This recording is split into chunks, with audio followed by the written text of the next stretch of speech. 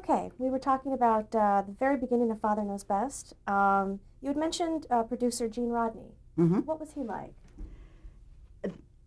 Robert Young called him the benevolent despot. He was a tough, tough producer. He he insisted on auditioning everyone for the smallest role. He would see lots of people. He would make people come back. It didn't matter how many credits they had, what kind of a star they were. Their agent couldn't say, "Oh, I'm sorry, they don't read." Well, they don't read, they don't get the part. They pretty much like the way today's television is. And uh, he was he wasn't fond of me particularly. It wasn't until many, many years later, when I was married to Harry Ackerman and I had more of a longer lasting career and went on to do other things, that he became very proud of me and was like his discovery, and it was really very grandpa-like to me. But during the making of Father Knows Best, he was very tough on me. They didn't think that that I had a career. Jane Wyatt and I are still good friends, and she has said that she and Bob used to sit around and they'd talk about, what a career Lauren and Billy had in front of them. They really thought, and Billy should have had. I don't know quite how his got derailed, as should Lauren. But they said, "Oh, poor little Elinor, what she's going to do, get married and have children and forget about it." And then, wonder of wonders, I was the one that went ahead and continued to work. But anyway. You mentioned Robert Young was also a producer. What did he do on the set as a producer compared to Gene Rodney, who was really calling the shots behind the scenes? Gene Rodney. Even Robert Young couldn't change a line. We couldn't change one line of dialogue, one word. Forget a line. If we came up to a sentence during rehearsal, and it was a little bit awkward, Robert Young, if it was his line, would have to go to the phone and ask Gene if he could say "and" instead of "but." I mean, it was that crucial. And he knew every word in that script, and every word was golden. We had 3 writers. Please don't ask me their names. And each one was responsible for a particular script instead of teams of writers like they have on shows today. And those shows were gone through with a fine-tooth comb by Gene Rodney. So by the time we got the script, that was the script. There were no pink pages, yellow pages, blue pages. Forget it. That was it. He was also very on the money about how we were to look. We had our own wardrobes, just as you or I have clothes that are hanging in our closet, and we wear them until they either wear out or we get tired of them or they're out of style. That's what we did with our wardrobe. Instead of each week a new bunch of clothes coming in to dress the lead players, I had a wardrobe. I had 2 skirts and 2 blouses and a sweater set and a dress and 1 pair of shoes. And that was it. And I wore them, and I wore them, and I wore them. And when I ran off and got married 2 years in, they let one of my dresses out. So when I got pregnant, and then they took it back in again. I was very tired of that dress after 4 or 5 years. Made it a little bit more realistic, though, like an average teenage girl's wardrobe. The audience would recognize the Sure, outfits. yeah, I think it made a lot of sense. It really did. Interesting. Well, describe Betty. What was she like? What were her characteristics? Well, she was the antithesis of me, I think. She was always very sure of herself and kind of positive, and was take charge, and she knew how to do it, and very, very emotional, and I was much shyer person, quieter. And it was kind of fun to be Betty. What went into your preparation for that role, since she was so unlike you? Well, I was an old 16-and-a-half-year-old when I was casting the part, and Daddy Dick and Esther lived in Beverly Hills. So I went to live with them for 6 months. It was going to be at least, I was 17 and a half before we ever went into production. It was a long time before we started. And I grew my hair out, hence the ponytail. And I went to Beverly Hills High School, and Aunt Esther went there and enrolled me and said that I was their foster daughter and that I was actually going to be researching for a television show, and that I was already out of school, which I was. We had bought my diploma from the other place, got a loan. Actually, NTG, Nils Thor Granlund, had co-signed this loan so we could pay back the money to the Long's private school and get me out. Yeah, it's a whole nother story, so that I could work long hours. Then it turned out I couldn't work long hours anyway because I was still under 18. But I wasn't going to school. And so I went to Beverly Hills High School with the provision that I could take classes at any grade level that was comfortable for me, but just as long as I took a full day. And so some things, because I had kind of a sketchy school career, even though I was in maybe sophomore age, I was taking freshman English, freshman French, things like that. I took other classes, senior drama, for instance. I had a drama class. And but I took the whole, and it was fun. I got to be a teenager. And I went to my first and only dance, a prom, and a sock hop, and I went to a football game, and the things that I had never done before. And I think it brought me down a few years, and because actually at night I was dancing in a chorus line, and I worked for the Morrow Landis Dancers, and so I was a chorus girl, high kicking in a long line of 32 girls at night, and then going to school, learning how to be a teenager in the daytime. What was Betty's relationship with her parents? Oh, I think terrific. Because I didn't have a real family, so I don't know what, I didn't have a real family dynamic. Mother and I were partners, I think, more than mother and daughter, in a sense. It was different. And being part of that family was terrific. Jane Wyatt was and is a wonderful friend, and she was the one that would chastise the three of us, or each of us individually if we needed it,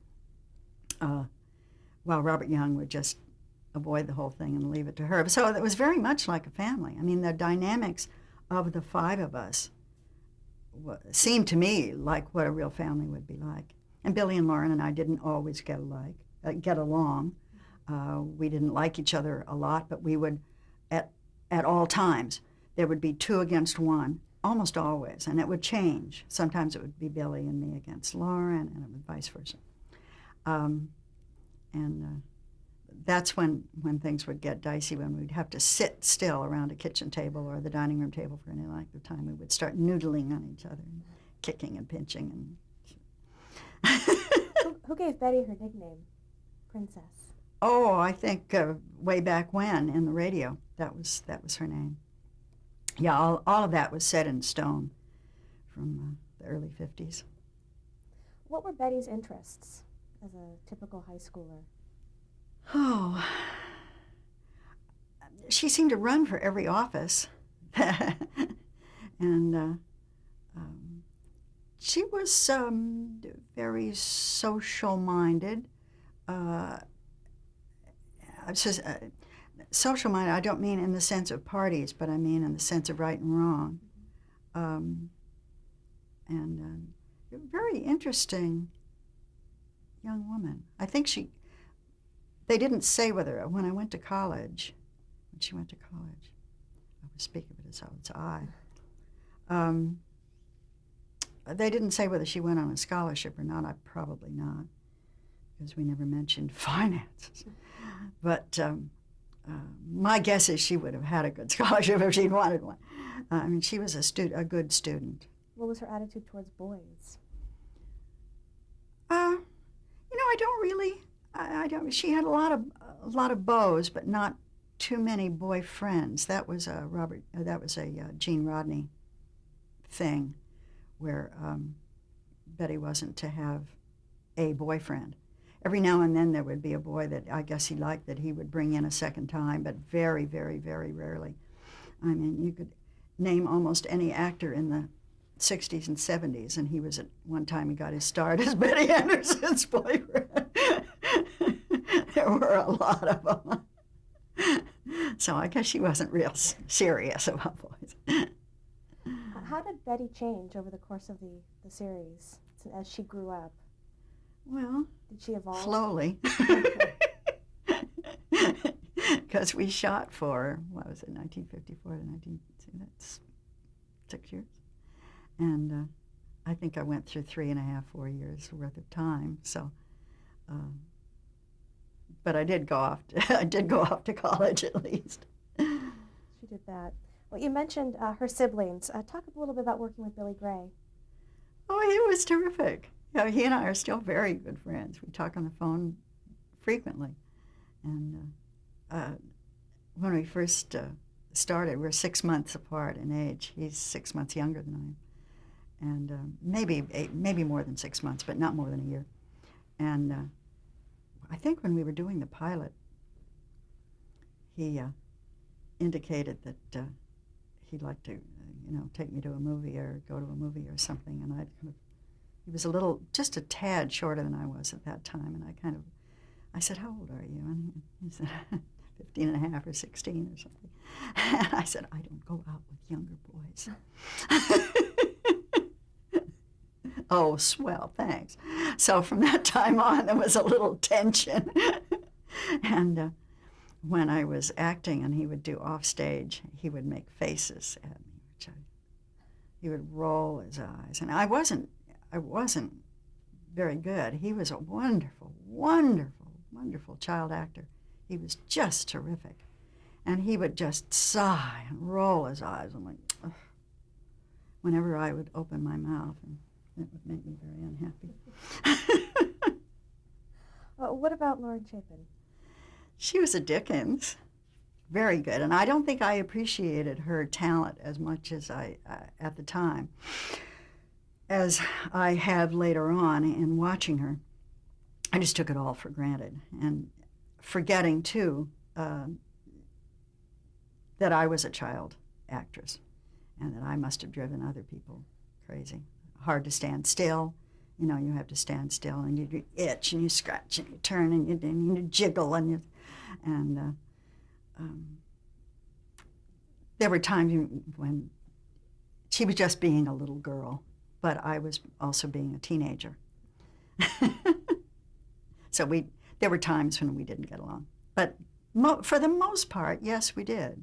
For the most part, it was like a real family. I mean, we weren't mean to each other. We weren't nasty to one another, ever. I don't think that Robert Young or Gene Rodney would have put up with it if we had been.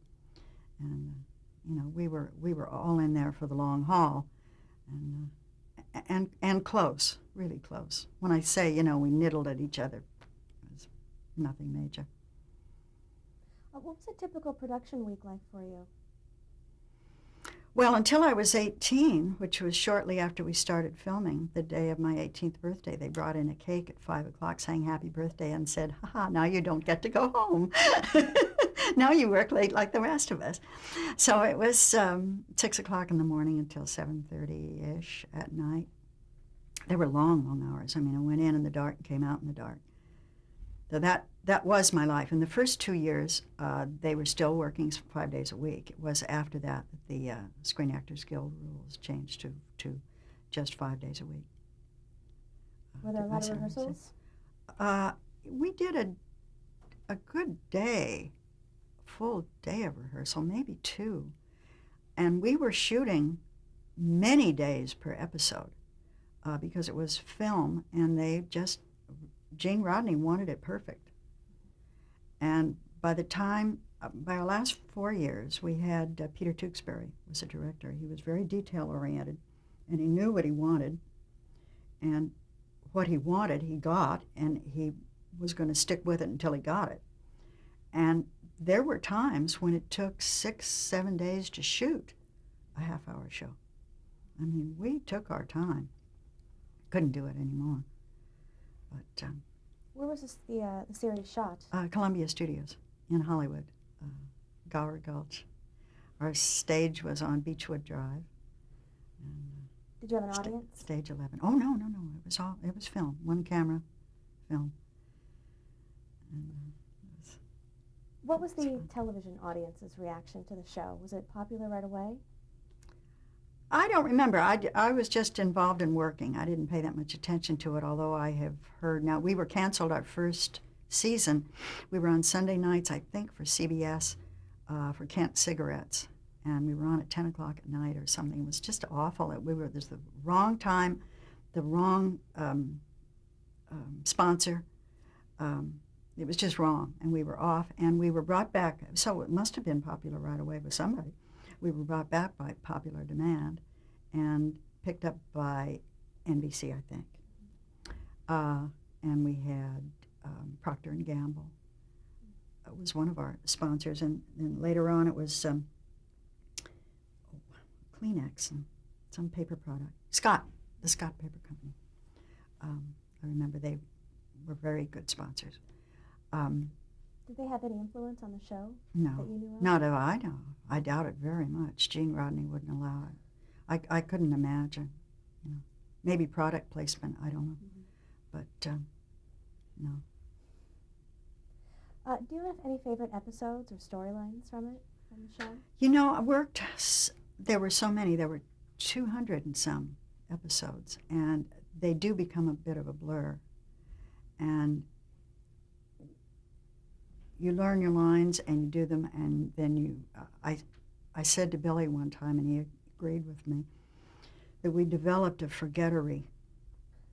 You have to learn how to just completely forget, because when you're playing the same character, their reactions are going to be similar to a certain situation, and if you don't completely wipe away that last week's episode, you're going to get awfully confused. So, unfortunately, I don't have a lot of memory about a lot of those shows. Ones when I was pregnant, perhaps hiding behind the chair or carrying a laundry basket or whatever. I worked up until 6 weeks before my son Brian was born. And I was back. They took a break. I only missed one episode, and they took a hiatus. And I was back right away. How did the producers react to your pregnancy or to your marriage before that? Did they feel like it was going to shock and affect horror? The character? Yeah. Actually, it was a whole gigantic bombshell. I had just turned 19, and I was like a 13-year-old 19. If you think back on this career, when I say that I was an old little girl, I think you put the thing on little girl. I'd never had a chance to grow like a real person, you know? And so I was not mature at all. And I had this, and because I had no high school friends, you know, I had nothing to relate to except showbiz and make-believe. I had this idea that if I ran away and got married, that I would be grown up. And if I had a baby, I would be a grown-up, and I would be a different person. I was trying very hard. Like teenagers will go through phases with their parents and testing and so forth. I just took this big leap, and I had decided. My mother was a little difficult about my dating and boys, and I didn't have any time to date anyway. But she didn't seem to like anybody anyway. And I thought, I'm never going to get married. Here I am, 19, I'm going to be an old maid. And so the next person that even mentions the word to me, I'm going to say yes, and that's going to be that. And it was Dick Smith, who was one of the sound men on the show, on Father Knows Best. And we had gone to see a movie, and he whispered in my ear, I love you, and I'd like to marry you. And I said, okay. And he said, oh, okay. When do we do this? I said, I don't know. When do you want to do it? I had no idea about anything. And when I say anything, I mean anything. So we ran away a couple weekends later to Las Vegas and got married. And it was a big shock. So everybody assumed that I had run off to get married because of being, pregnant. But that was not the case. And Robert Young, that first morning, had his arm around me and he whispered to me, he said, "Are you all right? Are you all right?" And I said, "Oh, yeah, I'm fine." Nearly a year later, I had Brian. But, So you said they had to work around your Oh, yeah. pregnancy with the costumes. Oh, yeah. Yeah, there wasn't any question of my not doing it. I mean, I was going to. Gene Rodney had picked out an outfit for me to wear, and he was being very good to me, clothes-wise, and it was a very handsome skirt from I Magnum, which was a very Tony store at that time, and a cashmere sweater set, beautiful. And he waited too long for me to wear it, and I couldn't get into it. I wore it when I came back. But he had decided, Mr. Rodney had, that I was going to go off to college at that point. He didn't want me on the show. He was very upset with me, very angry. And I think, to a certain extent, so was Robert Young. And so when I had Brian, and I thought that was it, I was finished with the show, I went and I cut my hair off. And I cut it real, real, real short, kind of like it is now, because it was easier with a new baby to have real short hair. And I was perfectly happy, truth to tell, just being a mommy. And it was a wonderful few weeks of time with that baby. And then Miss Messenger called me and said, "You're going back." And I went, "What?" I said, "But I cut off my ponytail." She said, "Don't tell them, just show up." She hadn't even known. I hadn't told her either. And so I showed up. That was a big shock. So there was nothing they could do but use my short hair. So there are a few episodes of me with kind of shortish hair. Did they ever use a wig or anything like that? Eventually, I was getting to that. They fashioned a ponytail, a false ponytail. And so there was a fluffy front part, but this ponytail was sort of glued to the back of my head. And I did that for, gosh, it takes a long time to grow hair long enough to be in a ponytail that hangs down to here. So it was about a year. It was actually quite convenient. It was much easier to pin on that ponytail than it was.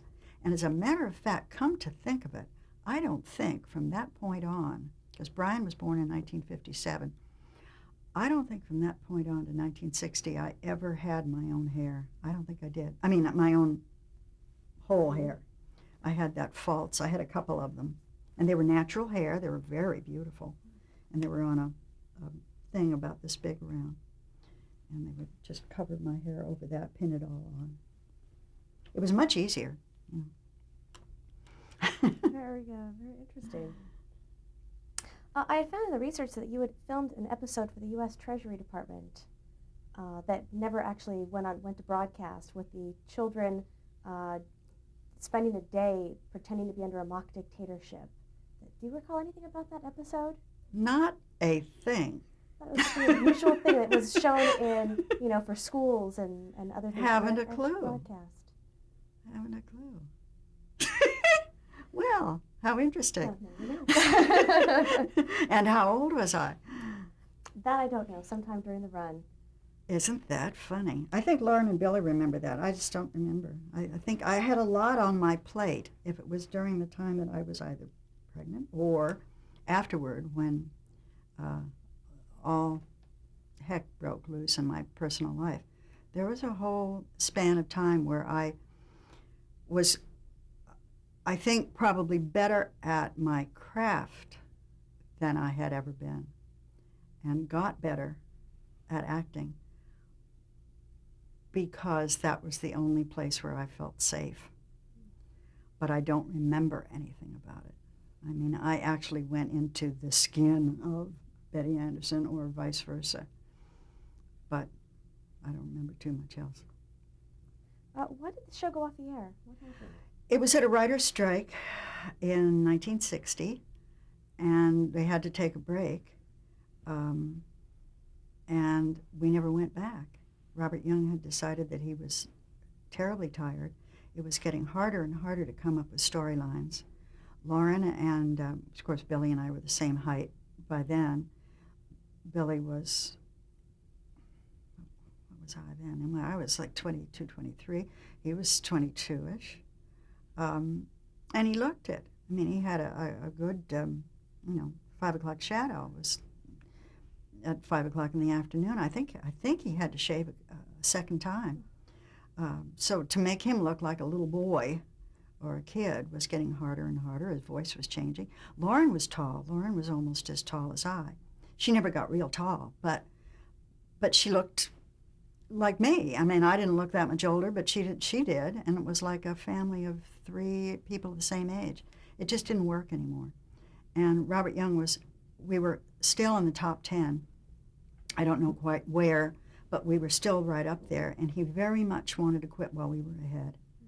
Jane Wyatt was very tired of doing the show, and she was tired of saying the same thing over and over, and the "Hi, honey, I'm home," and standing in the kitchen in an apron, and she didn't need the money, and she had 2 young sons, and she had and has a very lovely home in Bel Air, and wanted to, enjoy her life, and so they all agreed, the 3 of them, that we would not return. The sad thing about that is that we never had a goodbye. Lauren and Billy and I just found out, sort of 2 or 3 weeks into the hiatus, that we weren't ever going to come back again. And it was sad because we didn't have a chance to say goodbye. Never had that last party or the cake or the hugs or anything. So that when we came back years later, and I may be jumping ahead, but years later we did a couple of movies of the week, a reunion, the first Father Knows Best reunion. Billy and I we felt a little funny about it. And we were very hesitant. And I think even Robert Young, who went into the men's room and like he didn't want to come out or something. I mean, it was just like, I told you that he had a shy thing, and a stage fright thing. And we were in this big room at Warner Brothers Studios and doing the read-through of the script and sitting around this table, and we read through the script once, and it was like years had fallen away. Of course, it was contemporary. It was written for our characters as they would be in that period. But it was as though a couple days had passed. Let's stop right there and we'll pick up on the next tape.